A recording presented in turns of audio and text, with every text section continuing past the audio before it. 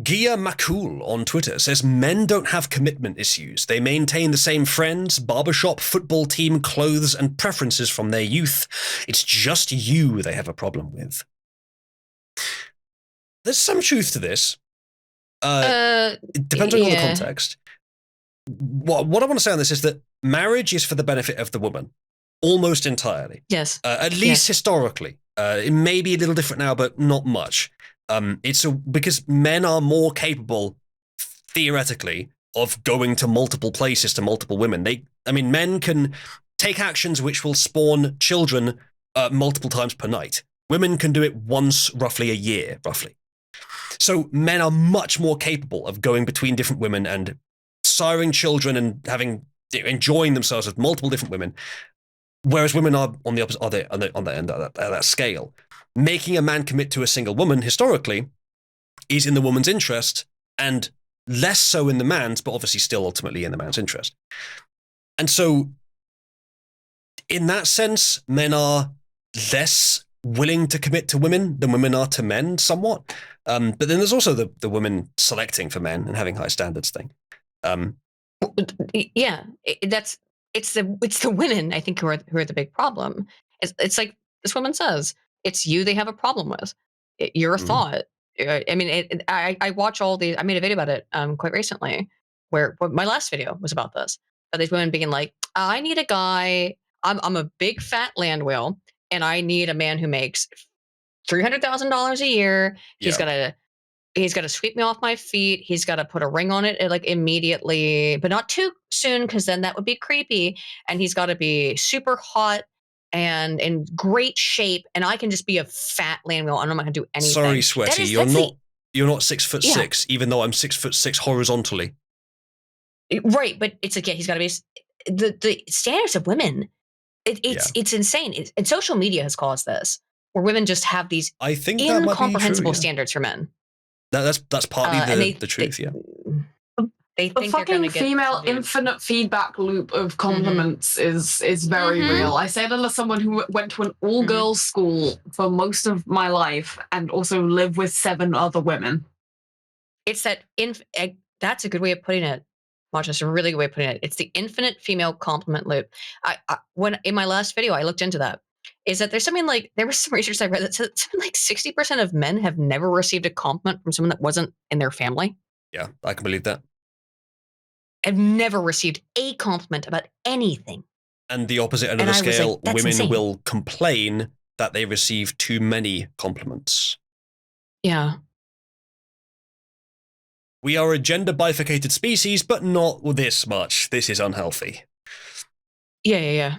The other thing I wanted to, I lost my train of thought earlier, but this is what I was working up to, is that it depends on the man as well, because there are some men who are not particularly, they're even less suited to commitment. And I hate to be crass, but I think, chat, we have a rough idea of where the sort of tendencies fall demographics-wise when it comes to fatherlessness. Because, as someone said, marriage is for the benefit of the children. Sure, what I said was merely comparing the adults in the situation, but of course it benefits the children significantly. It may well be that if women are complaining that men are not committing enough, that they are in fact choosing men who are, I'm afraid to say, and it does seem to be the case, biologically predisposed not to commit. I suspect it's not something that has to be biological. It is also cultural, but because of the super unhealthy culture, perhaps that biological tendency is being expressed more.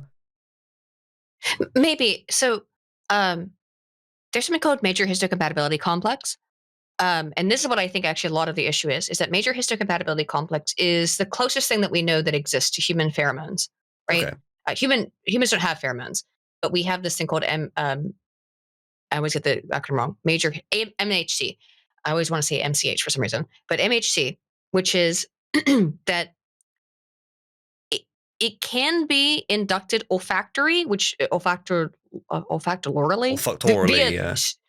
via snort. Okay, you can smell it essentially, but it's not a via it's not the a pheromone. Snoot.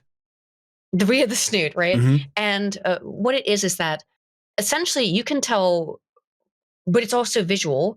You can tell pretty much instantaneously if someone is genetically compatible to you, and by that I mean we think that this exists. We think it's one of those. We think. We don't know. Evolutionary psychology.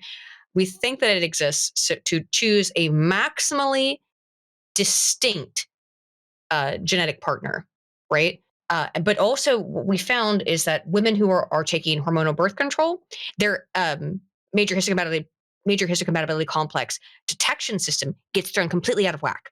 So normally, women would find a more masculine-faced man, more rigid jaw structure, more stark features.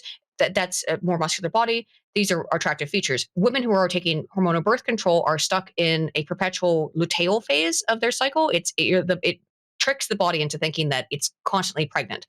That's why women don't get pregnant when they're taking hormonal birth control, because it's tricking your body's hormones into thinking that you already are.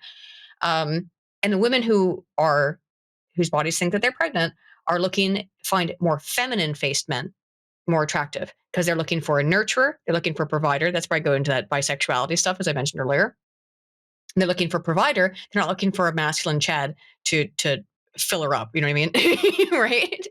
So, and also makes it so that women will be attracted to men who have non-compatible major histocompatibility complexes. So they will, oftentimes what you find is that women will hook up with these guys, they get married, then she goes off hormonal birth control to get pregnant, and all of a sudden she finds him absolutely repulsive because their histocompatibilities are incompatible. Yeah. This happens all the time.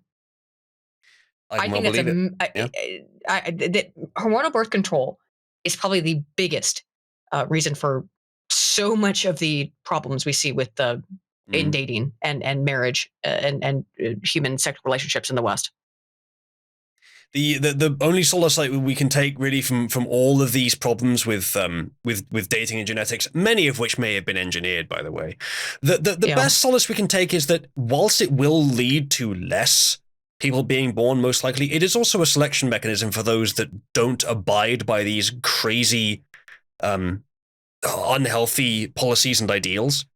People that didn't get vaccinated, don't have hormonal birth control, don't go for any of the other crazy bullshit, all this stuff, are going to breed much more and with much more healthy families who can then breed next generation as well than the alternatives who do the crazy things. So be the change you want to see, chat. And hell, if it's going to be less people breeding in total, then maybe they need to have more children.